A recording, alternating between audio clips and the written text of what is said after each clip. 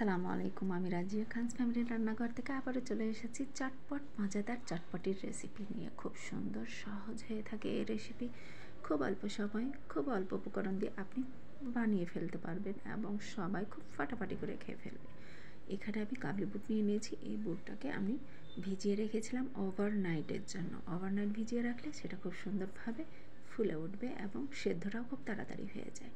আমি সেদ্ধ করার জন্য প্রেশার কুকারের ব্যবহার করছি। এখানে প্রেশার কুকারে আমি দুটো আলু একসাথে দিয়েই সিটি মেরে নেব। এখানে 4টা থেকে 5টা সিটি লাগবে আপনাদের।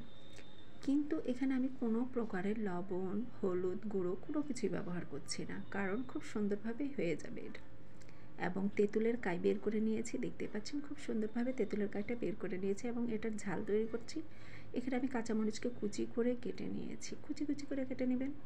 এবং এখানে বিট লবণ দিয়ে দিচ্ছি, দেখুন স্বাদের উপর দিবেন বিট লবণটা। বিট লবণের টেস্ট যেহেতু চটপটিটা খুব সুন্দর যায় এবং খুব সুন্দর টেস্টফুল হয়ে থাকে। হাত দিয়ে ভালোভাবে আমি চটকিয়ে নিচ্ছি, কারণ আমি একটু ঝাল বেশি পছন্দ করি, তাই একটু ভালোভাবে তার ঝালটাকে বের করে নিচ্ছি।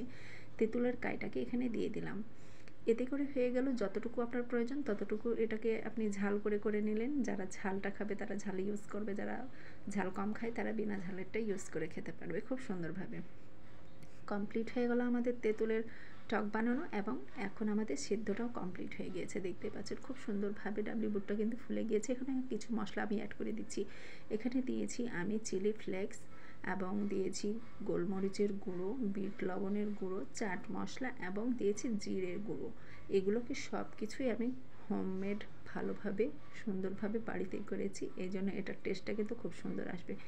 সুন্দরভাবে কিন্তু মেখে নিলাম। যেহেতু আমি হলুদ ব্যবহার করিনি, এই কারণে এটার কালারটা একটু অন্যরকম দেখাচ্ছে। আমার এমনটাই পছন্দ, আপনারা হলুদ দিতে পারেন, এতে কিন্তু বেশি একটু হলুদ হলুদ ভাব হয়ে যায়। আলু দুটোকে আমি ম্যাশ করে নিলাম খুব সুন্দরভাবে। একটা কাঁটা চামচ দিয়ে ম্যাশ করে নিলেই যথেষ্ট, খুব সুন্দরভাবে ম্যাশ হয়ে গেল। এই আলুগুলোকে আমি এখানে একসাথে মিক্স করে দিচ্ছি। দেখতেই পাচ্ছেন খুব সুন্দরভাবে মিক্স করে নিলে এর কনসিস্টেন্সিটা খুব সুন্দর ঠিক হয়ে যায় এবং দেখতে অসাধারণ লাগে। থকথকে ভাব চলে আসে, চটপটিতে যেমনটা প্রয়োজন ঠিক তেমনটাই চলে আসে, খুব সুন্দর লাগে। এখন কিছু পরিবেশনার পালা। এখানে আমি একটা নিমকি নিয়ে নিয়েছি, এটা বাজারেও কিনে পাওয়া যায়, তবে এটা আমাদের বাসার তৈরি। খুব সুন্দরভাবে দেখুন পরিবেশনটা আপনাদের ইচ্ছার উপরে, যে যত রকম করে আইটেম ইউজ করতে পারেন, ঝাল, পেঁয়াজ, মরিচ, ডিম এক্সেট্রা এক্সেট্রা। তবে আমি শুধু কাবলির উপরে পেঁয়াজ কুচি দিয়ে দিয়েছি। কিছুটা নিমকিকে আমি গুঁড়ো করে দিয়ে দিলাম হাত দিয়ে। ওপর থেকে দিয়ে দিব তেঁতুলের সস, যেটা আমি নিজে তৈরি করেছি। কিছুটা ডিমের অংশ দিলাম, ব্যাস।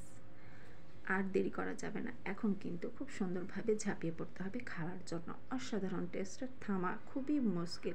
তো আপনারা লেট না করে অবশ্যই কিন্তু এই রেসিপিটা ট্রাই করে দেখতে পারেন এবং ট্রাই করার পরে বলবেন অবশ্যই কমেন্টের মাধ্যমে যে কেমনটা হয়েছিল এর স্বাদ। অসাধারণ স্বাদ ছিল আমার মতে, আপনার মতে অবশ্যই জানিয়ে যাবেন কমেন্টে। আল্লাহ হাফেজ।